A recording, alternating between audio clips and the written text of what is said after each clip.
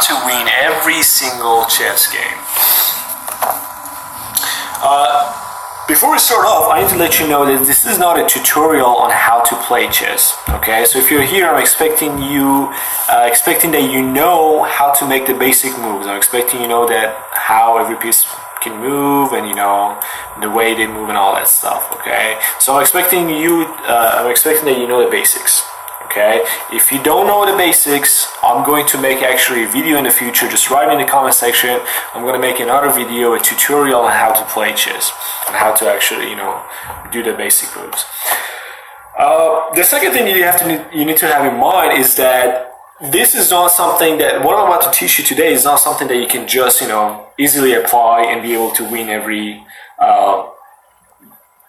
chess game, you know, just like that. You need to practice, okay? You need to learn the concept and apply it and try to practice. The more you practice, guys, the better you become. So it's very important for you to practice. Before we start off and talk about the two concepts I'm going to talk to you about, let's make this whole thing sort of philosophical, okay? Think of chess as a war. Okay, think of chess as a war between two armies, the white army and the black army. Okay, two countries, two armies. Okay, if two armies have same number of soldiers, if they have same number of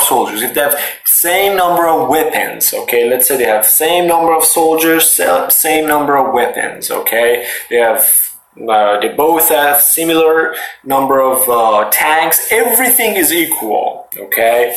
As far as technology is concerned, they are both, you know, they're very advanced. They have really good technology, and everything is, you know, is completely equal. So all the different things are completely equal, okay?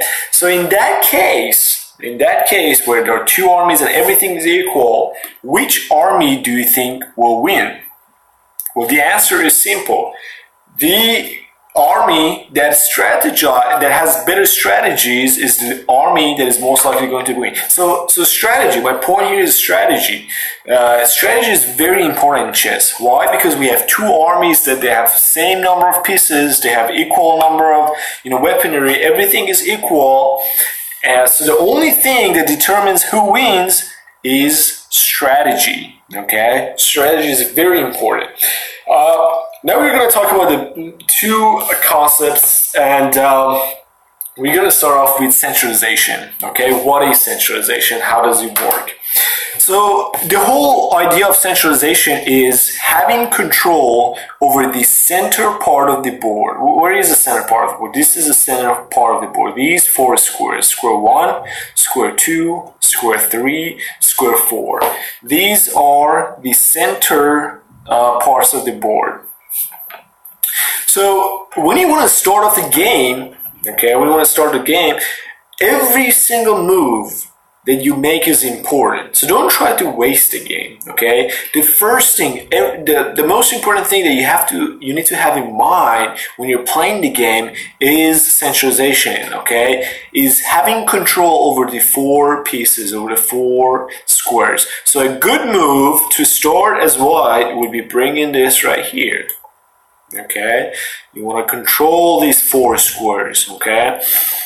Is this a good move to start the game? No. Why? Because you're not using the concept of centralization. You know, you want to have control over the center of the board, so you bring this here. And your opponent is smart too. He knows that he needs to have control over the center of the board, so you bring this piece here, okay?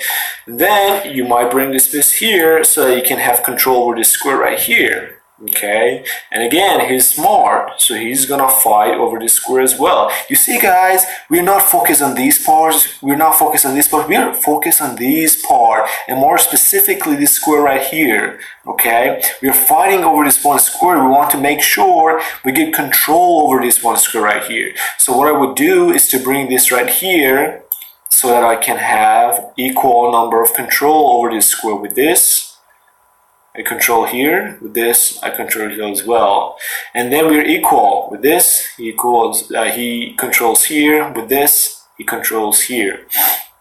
Okay, now what's a good move to make? Okay, so that's the whole concept of centralization. You want to make sure you have control over these 4 squares as much as possible. Okay, you need to fight over that. We're not concerned about these parts. We're not concerned. When I say we're not concerned, obviously you need to be cautious and make sure that you don't, forget about these parts, that he somehow, makes an attack on you. But your main focus, the main thing you need to be thinking about is to getting, control over these, 4 squares and fight over them if you have to.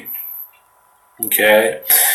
The next concept that I want to talk to you about is the concept of using full potential of your pieces. What do I mean by using full potential of pieces? What does it mean to take advantage of your pieces in the best possible? Okay, let's take this piece right here as an example. Okay, let's say if you want to move this, how many options do you have to make a move on this piece right here? Okay, let's say it's your turn. Well, you can bring it here, you can bring it here, you can bring it here, you can bring it here, you can bring it here. Okay, when we say we want to use the fullest potential of our pieces, it means bringing our pieces to the enemy's ground or as close as possible to the enemy's ground. Where is the enemy's ground? Okay, there is an imaginary line here from number 4 to 5. There's an imaginary line here. Below this line is your ground.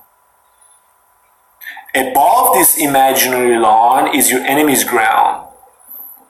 So when we say we want to use the highest potential of our pieces, it means we want to bring our pieces into the enemy's ground as much as possible without getting threatened. That's the key word, without getting threatened. Okay, obviously I can bring this right here to use its highest potential, but obviously he's gonna hit it with this right here. Oh, that's a dumb thing to do. You don't want to do that. You can also probably, maybe put it here, but that's not a very smart idea as well. Yes, we've brought it to the enemy's ground, but it can get easily threatened. He can do this, and we have to take it back, so we don't want to lose it. But what if you put it right here? Okay, are we using the highest potential of this piece if you put it right here? Well, let's think about it. Well, if he tries to bring this here to threaten us, we can just kill it, right? So he won't do that. What if he brings this here to threaten us?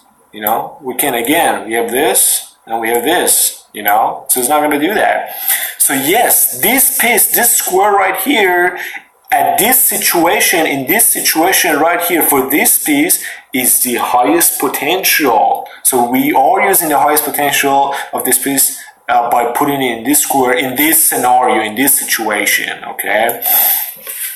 Again, the same concept for every piece, same thing. What about a queen? Let's say it's our turn and we want to move our queen, okay? Let's say we want to use obviously we want to use the concept of full potential of pieces. So, okay, we could bring it all the way here, but is that a good move? No, because it's going to easily threaten us, right? So what about if we put it here? Is it a good move? No, because it's going to threaten us like that. We have to take it back. What if we put it here? Yeah, that's not a bad move. He can't easily threaten us, and we are using its highest potential. Guys, the closer you have your pieces to the enemy's ground, the more advantage you have. That's all chess is about. All chess is about is having an upper hand, is having more control over your enemy, more control over the board comparing to your enemy, okay? So let's say I have all these pieces out, I have all these things here. Who has more control? Who is more likely to win this game? It's white. It's me right now because I have a lot of good potentials here. I'm using a lot of good potentials on pieces, He doesn't have any, good potential. I have easily controlled a lot of parts here. This horse right here has control over here. This has control over all these areas. This piece has control over here. This horse right here has control over this area, okay? But what about him? not much. He only have his pawns, you know. He doesn't have as much as control as I do. So these are the two concepts, okay? The concept of centralization and the concept of using full potential of pieces.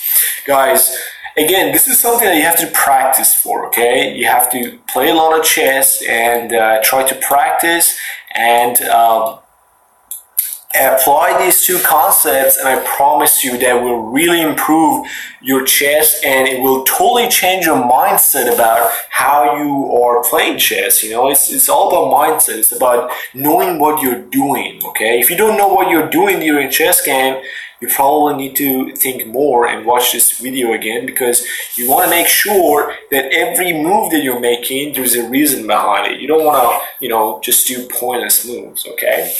I hope you guys enjoyed this video. Please give it a like and subscribe to my channel, because I upload a lot of videos of me playing games against different countries, against different people, and please watch those games, because those can really improve your chess skills as well.